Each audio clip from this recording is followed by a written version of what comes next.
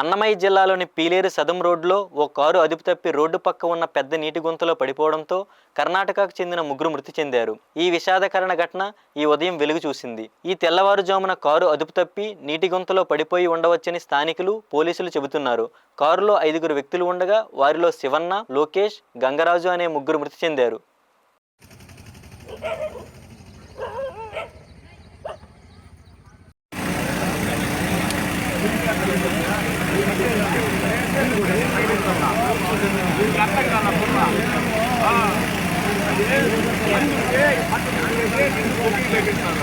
అర్థం లేదు.